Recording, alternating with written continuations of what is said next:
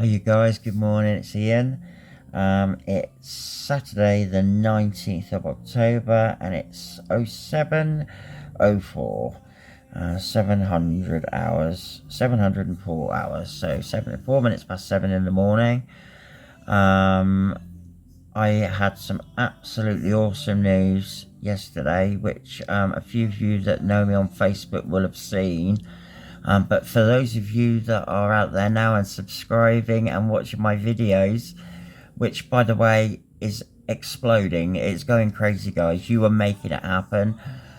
People are watching this stuff and the feedback is absolutely awesome. So thank you from the bottom of my heart for everything that you guys are doing for me. You guys are making this happen. You're making me want to do this and tell my story and tell you, you know, how things are for me and how they have been for me and how I've dealt with them and what the mistakes I've made and the right decisions I've made.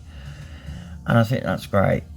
So anyway, the great news yesterday was that, I don't know if you guys know, but obviously I have MS stage 3 and I've been bedbound now for since January. No, actually since December last year.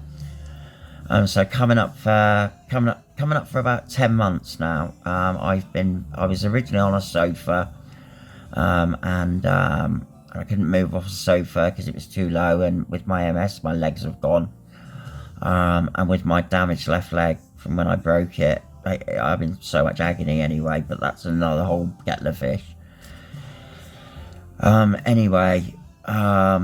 Yeah, so I had an email from the lady who's dealing with my wheelchair to let me know that she'd spoken to her manager and to inform me that I would be in receipt of my powered chair. It's no longer an electric wheelchair, it's now a powered chair.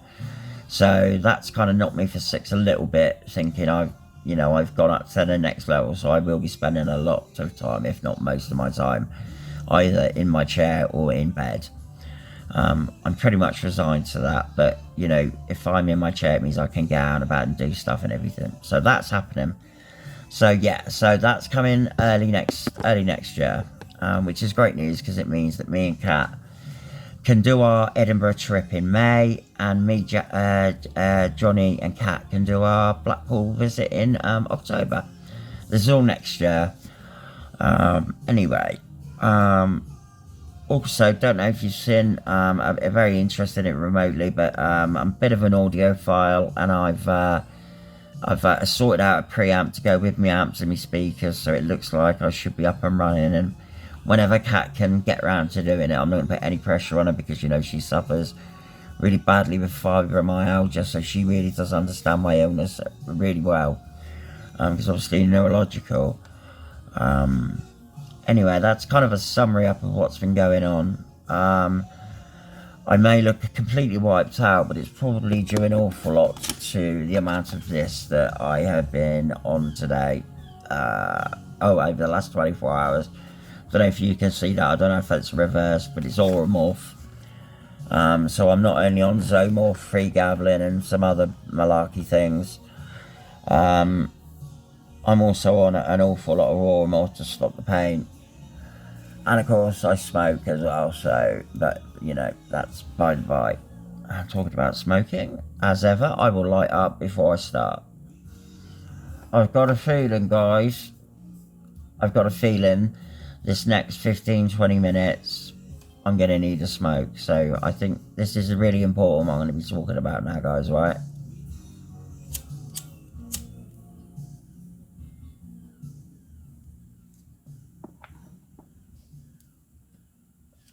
Now, first thing, I'm going to tell you that this is what's happened to me.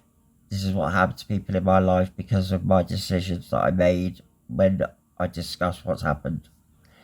Now, this conversation, this podcast is going to be about my mental health, my suffering with my bipolar, and now my diagnosed BPD, which is a borderline personality disorder.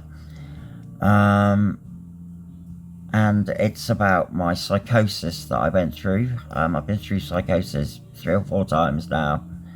I'm on something called olanzapine, a very high rate of olanzapine, to keep my mind sane, keep me stopped from, from going into psychosis. Before you start stressing about psychosis being, me coming after you with a carving knife or something, I'll leave that to my ex-wife. Um, I'm not a threat to anyone. If anybody, you will find out I'm a threat to myself, not anyone else. I've never threatened anyone else. It's never remotely. I'm not. I mean, I've been aggressive in the past. Of course, I have. We've all got a past, but I've never been aggressive because of that, basically. Now, what I wanted to talk about basically is suicide attempts.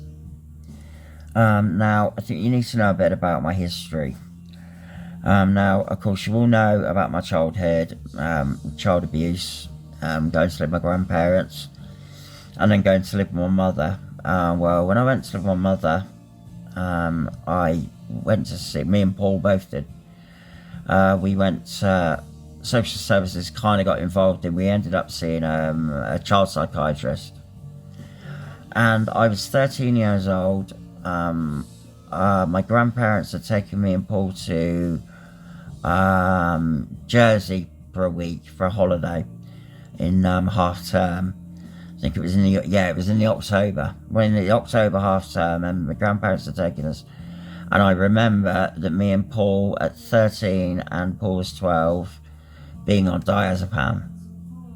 Now, this is heavy shit, guys. I was 13 years old. Now, you've got to remember that due to what had happened with my father, the family name, my name is now different to the name I was born with. This is the reason that I got into the army, because if they'd have known my mental state, I would never have got in.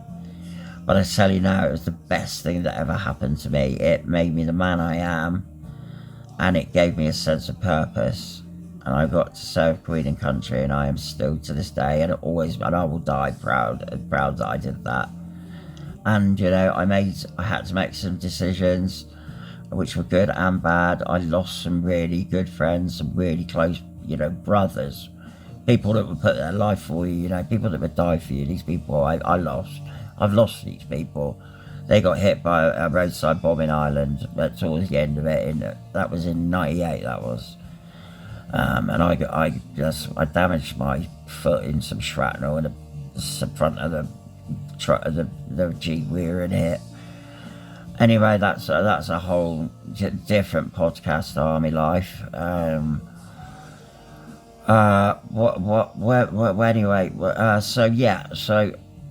I got into the army, and then obviously came out of the army. Me and Emma had split up. I wasn't seeing Josh, and that's when I had my first psychotic episode, breakdown, and I literally fell apart. I ended up in the secure unit in Edith Morgan, which is now called the Haytor unit. It's in Torbay Hospital in Devon, in England. Just in case anybody's watching this in America, because I know I've got a few people that watch it in America.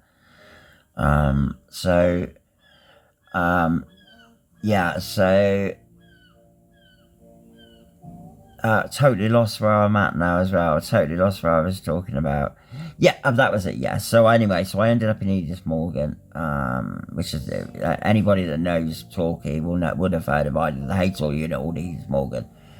Anyway, I ended up in the secure unit there, and I witnessed the murder. One of the inmates, who unfortunately was schizophrenic, and unfortunately he was an aggressive schizophrenic, and stabbed a female, nurse, psychiatric nurse.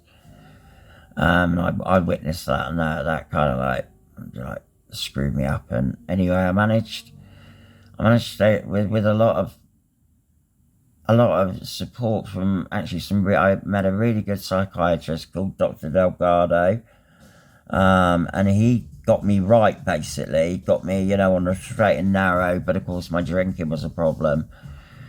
Now, something that I've always done from about, probably I'd say about 10 or 11 was self-harm. It was actually one of the main reasons for my tattoos, or my sleeves. I've got 2 full sleeves, purely to hide scars like that one there. So as you can see, they actually go down the vein. So that's that goes to prove that, you know, I'm aiming to end it, and this is what today's conversation is about. It's about suicide. Now, over the years, I've had, I'd say, 5 or 6 really, really close calls with suicide. The last 2 were the closest. You know, when everything, I was getting worse with my MS, very depressed. And what happened was, the penultimate one, I can't even remember what happened. Don't remember much about it, but Kat said afterwards that they had to resuscitate me twice. I was clinically dead on the table. They had to resuscitate me in the ambulance, and they had to resuscitate me in the hospital. And still, I wanted to end it. I still wanted to end it. I didn't want to be there. So a few months later, I did it again. But this time, I ended up being in the back of the ambulance, and I remember being in a stretcher, and them taking me into the hospital. And as I go down the ramp, I saw Kat's face, and it was just, I can't describe her face. It just anguish and pain and sorrow and hurt and love that this woman shows for me. And I don't know what she does, guys. I don't know what I've done to deserve Katrina Berry. She is an absolute angel to me. And this girl, that look on her face, that was the day I decided there and then, I am never going to commit suicide again. I'm never going to attempt to commit suicide again. I am going to be in it now for the long haul, guys. I promise you that, yeah. I'm in this to fight now. I'm going to fight this to the bloody bitter end. They've given me 5 years. I've got about 4.5 years left. Bollocks. I'm going to be fighting all the way, people. I promise you that. I am going to be fighting till I am dead on my feet. It's as simple as that. I'm going to go out there now, and I'm going to enjoy myself, and I'm going to bloody get a life. I'm going to meet people.